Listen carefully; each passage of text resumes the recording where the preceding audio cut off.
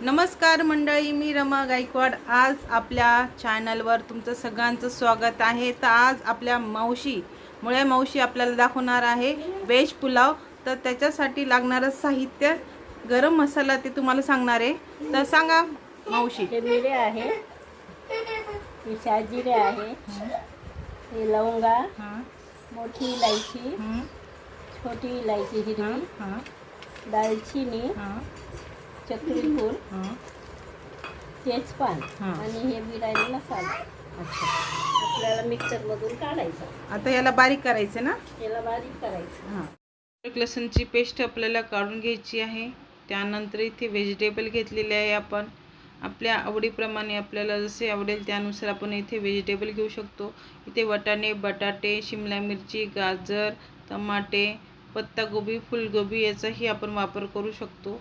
आणि टमाटे घ्यायचे आहे, हिरवी मिरची आणि गरम मसाला। तर आपण गॅस चालू केलेला, मावशीने तेल टाकलं होतं अर्धा लिटर। त्यानंतर कांदा परतून घ्यायचे, आपल्याला सोनेरी रंग दिसतो। त्यानंतर अद्रक लसूणची पेस्ट, बटाटे, हिरवी मिरची आणि वाटाणे यांनाही टाकून आपल्याला वाफवून घ्यायचे आहे। का बरं हे चांगलं कुक होईल यानुसार आपण इथे टाकणार आहोत। त्याच्यानंतर गाजरही आणि शिमला मिरचीलाही आपण टाकले आहे, वाफवून घ्यायचे आहे, म्हणजे ते कच्चापणा राहणार नाही, खाताना अगदी चांगलं लागेल, टेस्टी लागेल यानुसार आपण घेतलेले। इथे पत्तागोबीचाही आपण वापर करतो आहे। जर तुम्हाला आवडत असेल तर टाका, नाही तर नाही टाकले तरी चालेल। तर आपण इथे आता चांगलं मिक्स करायचं आहे। त्यानंतर त्याला चांगलं वाफवून घ्यायचं आहे। थोडं मीठ टाकणार आहे हे वाफाळायसाठी भाजी।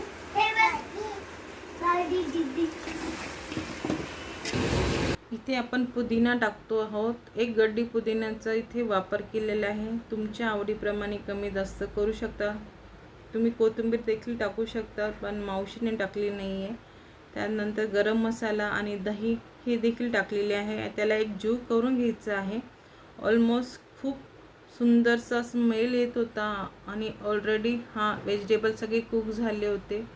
खरंच खूपच स्मेल येत होती। जेव्हा तुम्ही तिथे असताल तर तुम्हाला नक्की कळालं असतं की खूपच सुंदरशी अशी स्मेल येत होती। मावशीच्या हाताची चव म्हणजे एक नंबरच, खरंच न विसरणारी आहे। आम्ही नेहमी खातो तर आम्ही नेहमी मावशीची तारीफ करतो। खूपच सुंदर असे त्यांचे स्वयंपाक करणारे सुगरण म्हणून मावशी आहे खरंच।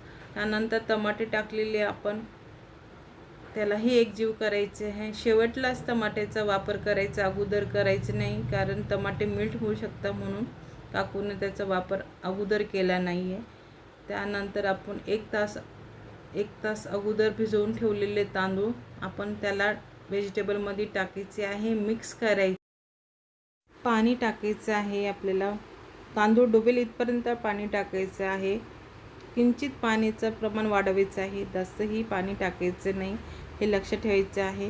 याची काळजी घ्यायची आहे। तर 80% आपला ऑलमोस्ट कुक झालेला आहे पुलाव।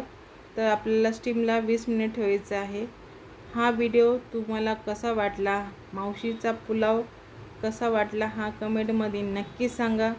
जास्तीत जास्त लाईक करा, शेअर करा, सबस्क्राईब करायला अजिबात विसरू नका। पुन्हा भेटूया नवीन व्हिडिओमध्ये। यांना सगळ्यांना पुलाव आवडला आहे, तुम्हाला आवडला असेल तर प्लीज सबस्क्राईब करा। पुन्हा भेटूया नवीन व्हिडिओमध्ये, तोपर्यंत बाय बाय।